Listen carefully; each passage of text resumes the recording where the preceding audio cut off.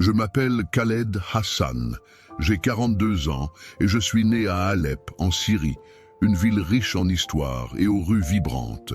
Depuis mon enfance, j'ai été profondément marqué par l'environnement spirituel qui m'entourait, avec le son de l'appel à la prière résonnant dans les ruelles de la vieille ville.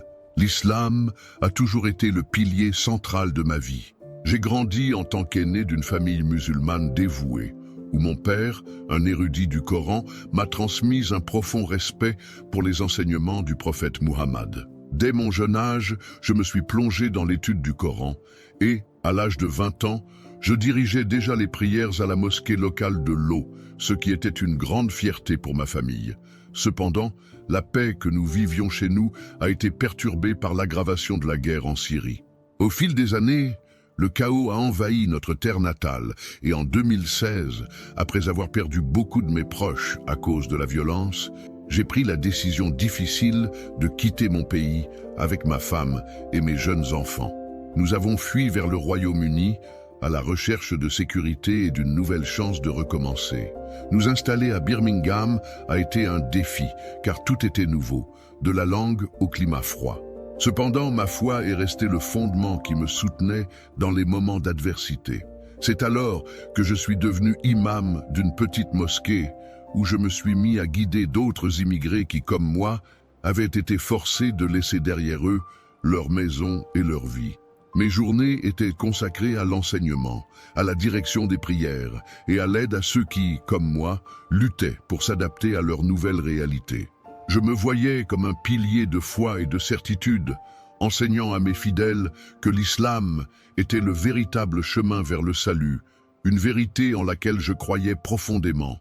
Cependant, je n'avais jamais imaginé que mes propres convictions seraient mises à l'épreuve d'une manière que je n'aurais jamais pu anticiper.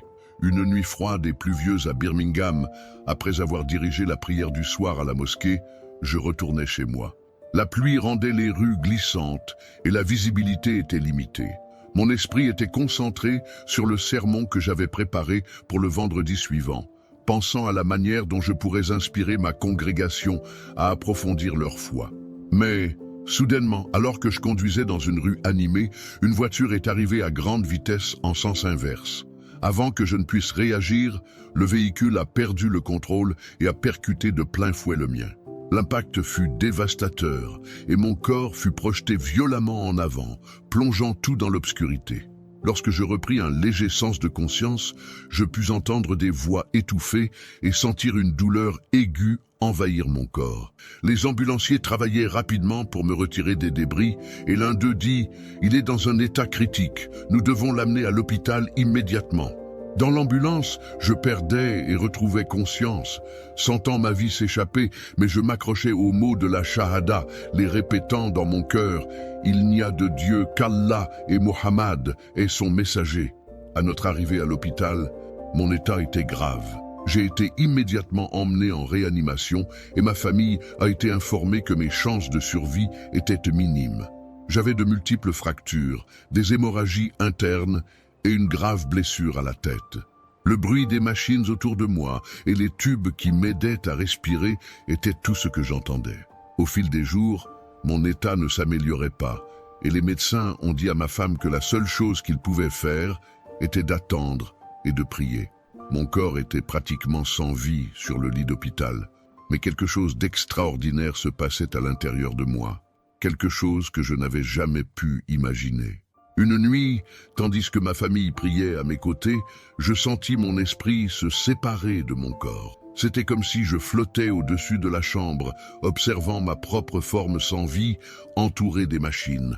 Je vis la douleur sur le visage de ma femme et les larmes dans les yeux de mes enfants.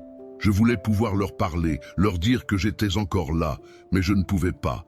Une force étrange semblait m'attirer, me conduisant dans un tunnel sombre, et la peur s'empara de moi. À mesure que je me déplaçais dans le tunnel, une sensation croissante de malaise m'envahissait. L'obscurité était dense, et l'air semblait lourd, comme si quelque chose d'invisible me comprimait. Les murmures que j'entendais se renforçaient à mesure que j'avançais. leurs voix pleines de tristesse et de désespoir. Mon cœur battait de manière irrégulière, et malgré mes tentatives de crier, aucun mot ne sortait de ma bouche. À chaque pas, la peur grandissait, et puis, soudainement, le tunnel s'ouvrit, révélant un paysage désolé. Le sol était brûlé, et l'air, chargé de l'odeur suffocante de soufre, rendait tout encore plus oppressant. Des ombres se déplaçaient au loin, et les cris résonnant dans l'air me glacèrent jusqu'aux os. Je compris alors que je n'étais plus dans le monde que je connaissais. Je savais que selon ma foi islamique, ce qui m'attendait dans l'après-vie était le paradis pour les justes et l'enfer pour les pécheurs. Mais ce que je voyais là dépassait tous les concepts que j'avais appris. Ce que je voyais était bien plus sombre et terrifiant. Tremblant, je vis des figures s'approcher. Au début, elles étaient floues, difficiles à distinguer, mais à mesure qu'elles se rapprochaient, je reconnus leur visage. C'étaient des hommes que j'avais vénérés toute ma vie, de grands érudits et des leaders islamiques dont les enseignements avaient façonné ma foi. Pourtant, quelque chose n'allait pas.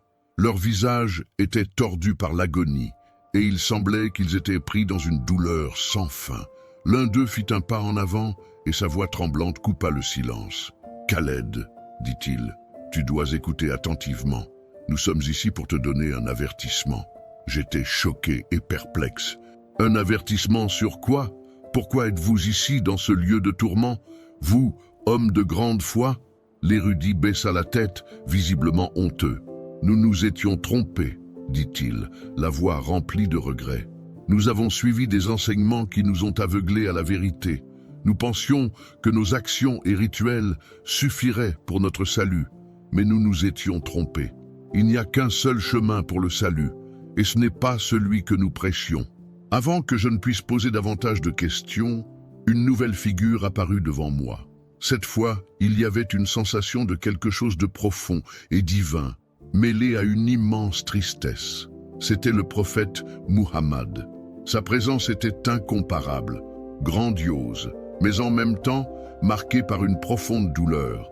Il me regarda d'un regard perçant et parla d'une voix qui portait à la fois autorité et tristesse. « Khaled, dit-il, tu as été choisi pour délivrer un message. Ce que tu vois ici est le destin de ceux qui rejettent la vérité. » Ces paroles me renversèrent, et je tombai à genoux, accablé par le poids de leur signification. « Mais quelle vérité ?» demandai-je, ma voix tremblante. « J'ai toujours suivi tes enseignements. J'ai dédié ma vie à l'islam. » Le visage de Mohammed s'adoucit, et ce qu'il me dit ensuite ébranla ma compréhension de tout ce que je croyais. « Khaled, répondit-il, la vérité n'est pas dans les rituels ou les lois. La vérité est en Jésus. Il est le chemin, la vérité et la vie. Nul ne vient au Père sauf par lui. » Mon esprit se mit à tournoyer, incapable de traiter ce que j'entendais. Comment cela pouvait-il être? On m'avait toujours appris que Jésus n'était qu'un prophète, rien de plus. Mais maintenant, ici, dans ce lieu de tourment, j'entendais quelque chose de complètement différent de tout ce que j'avais appris. Muhammad continua avec une urgence visible. « Tu dois retourner. Dis à ceux qui sont encore vivants qu'ils doivent chercher Jésus. Il est le seul chemin pour le salut. Ne tarde pas, car le temps est court. » Tandis qu'il parlait, le sol sous mes pieds commença à trembler, et l'obscurité autour de moi s'intensifia. Je sentis une force irrésistible me tirer en arrière vers le tunnel, et les voix des érudits et de Muhammad résonnèrent dans mes oreilles, m'implorant de me souvenir du message que j'avais reçu et de le partager avec le monde. Ainsi, avec un dernier regard sur ce paysage de tourment, je fus tiré en arrière dans le tunnel et, finalement, ramené à la réalité que je connaissais. Mais maintenant, je portais une mission de partager la vérité qui m'avait été révélée et de guider les autres à comprendre que, à la fin, la seule clé pour le salut est en Jésus. Je me réveillais à l'hôpital, encore sonné, mais ressentant quelque chose de différent. En ouvrant les yeux, je réalisais que j'étais de retour dans mon corps, entouré de lumières fluorescentes brillantes. Le son des machines était constant et je voyais ma femme à mes côtés, priant désespérément. La sensation de revenir fut brutale et je ressentis un choc en respirant, comme si je réintégrais la vie après en avoir été arraché. Les médecins, surpris, s'agitèrent en réalisant que j'étais vivant.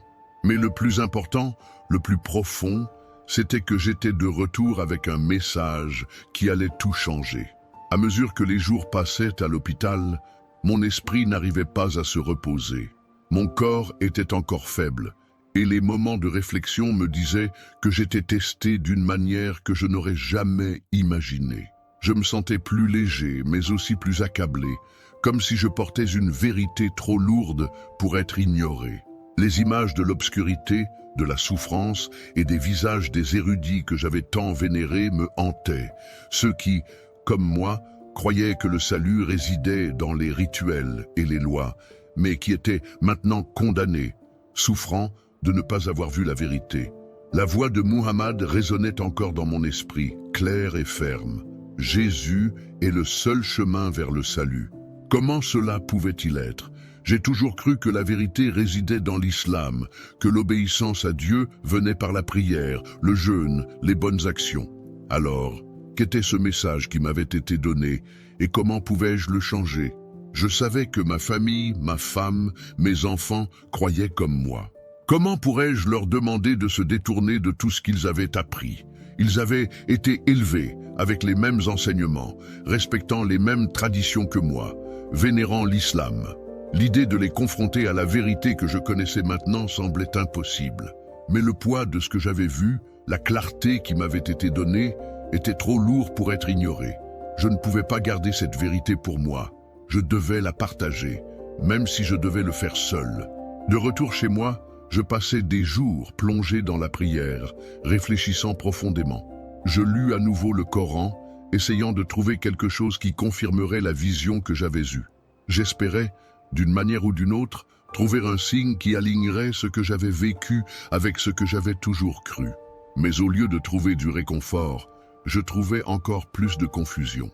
Le Coran parlait de la venue d'un prophète, mais ne mentionnait pas Jésus comme je l'avais rencontré, de manière si profonde et transformante. Il n'y avait aucune confirmation de sa divinité, ou qu'il soit le chemin vers le salut. Cela n'avait aucun sens pour moi. J'essayais de justifier mon expérience avec les enseignements que je connaissais, mais quelque chose manquait.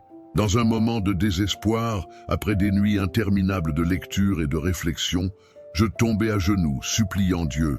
Guide-moi, montre-moi la vérité. Le poids du doute m'écrasait. Je savais qu'au cours de ma vie, j'avais suivi un chemin, mais maintenant j'étais confronté à un choix.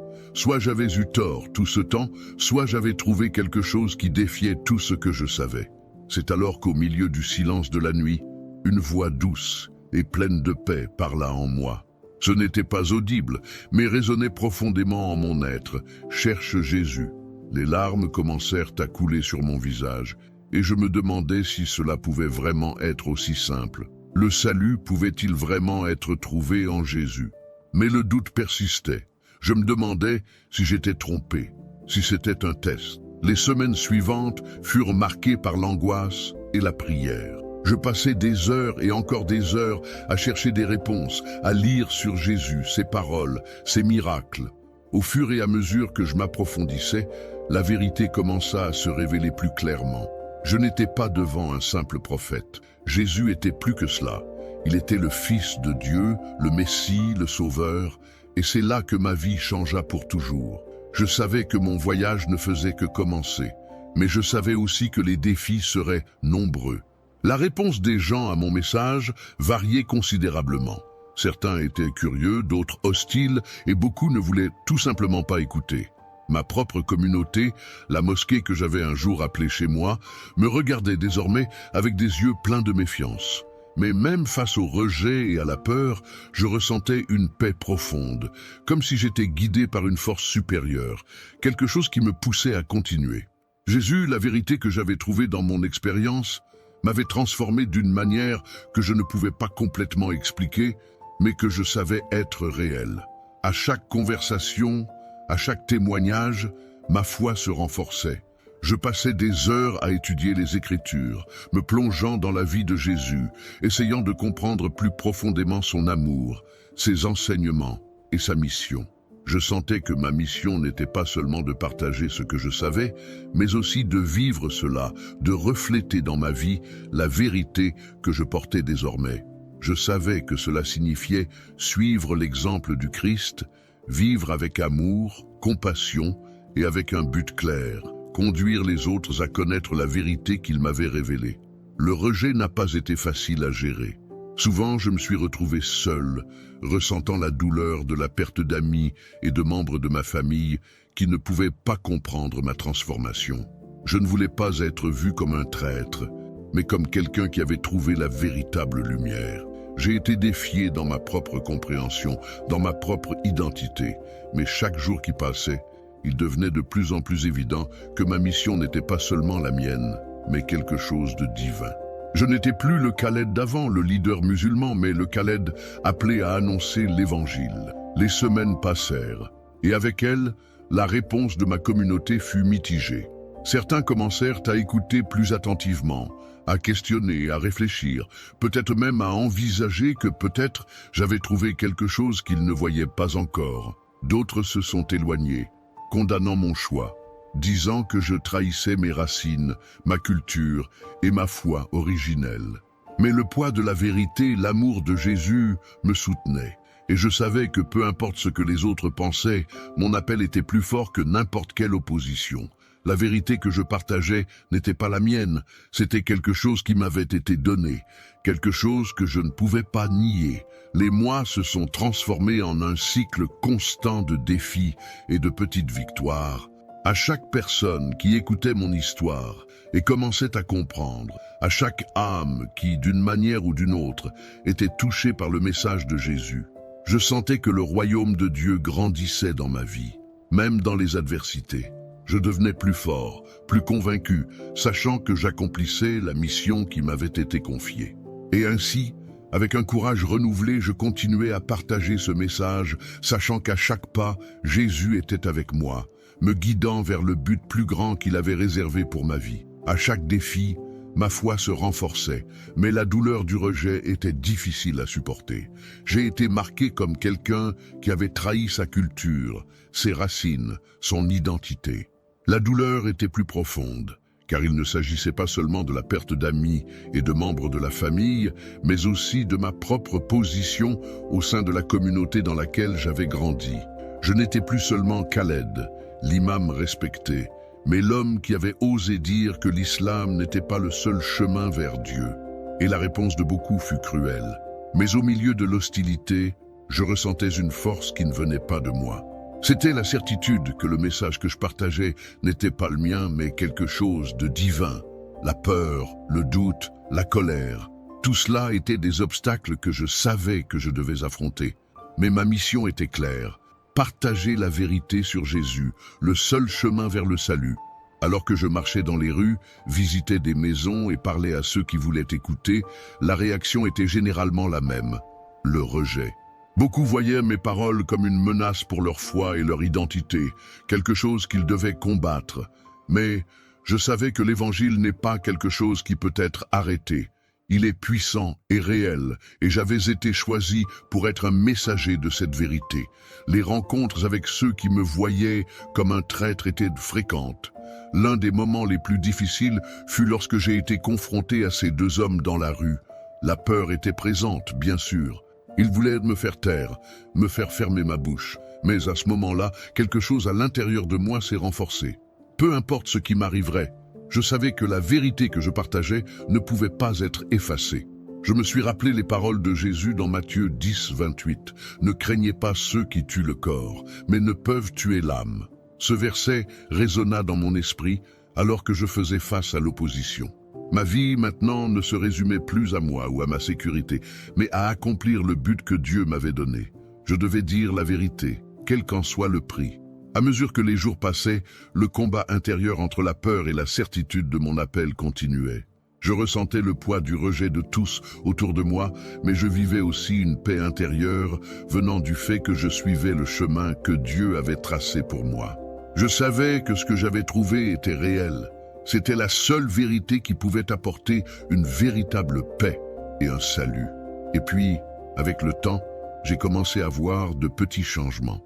Certains ont commencé à écouter plus attentivement, d'autres ont commencé à poser des questions, et certains ont même commencé à chercher la vérité par eux-mêmes. La graine était plantée, et je savais que, même face à l'opposition, cette graine grandirait.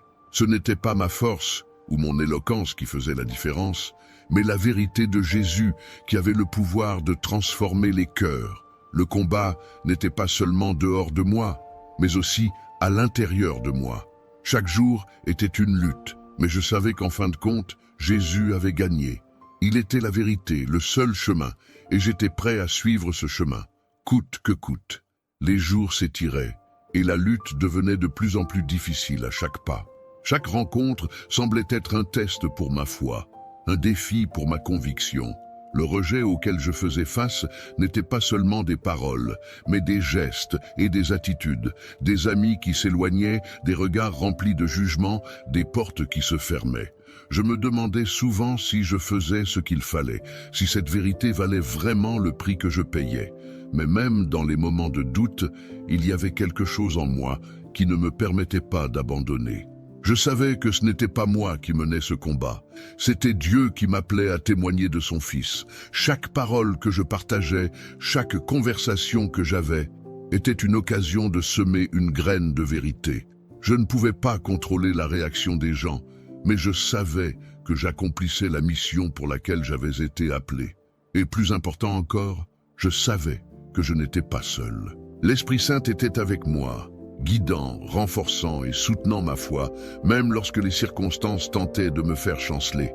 Il y a eu des nuits où la peur me consumait et les doutes surgissaient avec force. Mais, en me tournant vers les Écritures, j'ai trouvé du réconfort dans les paroles de Jésus dans Jean 15, 18, 19. « Si le monde vous hait, sachez qu'il m'a haï avant vous. Si vous étiez du monde, le monde aimerait ce qui est à lui. Mais parce que vous n'êtes pas du monde, mais que je vous ai choisi du monde, c'est pourquoi le monde vous hait. » Ces paroles m'ont rappelé que la haine et le rejet auxquels je faisais face n'étaient pas personnels, mais faisaient partie du chemin que je suivais. Jésus a aussi été rejeté, et sa vérité a été la cible de l'hostilité. Mais il n'a pas abandonné, et moi non plus je ne pouvais pas. Je savais qu'à un moment donné, les portes se refermeraient de manière permanente pour beaucoup, et ils auraient perdu l'opportunité d'entendre la vérité. C'est pourquoi je continuais, même quand il semblait que mes paroles tombaient sur des oreilles sourdes. Je savais qu'à la fin, c'était l'Esprit Saint qui convaincrait les cœurs, mais mon rôle était de semer, et c'est ce que je faisais, avec courage et fidélité. Chaque jour était une lutte, mais chaque jour apportait aussi une petite victoire, une âme touchée, un esprit ouvert, un doute dissipé. Nous ne savions pas ce que l'avenir nous réservait, mais la conviction que Jésus était le seul chemin, la seule vérité et la seule vie était quelque chose que personne ne pourrait me retirer. Et tant qu'il y aurait du temps, tant qu'il y aurait de la vie, je continuerai à témoigner. Parce qu'à la fin, la vérité du Christ prévaudra toujours.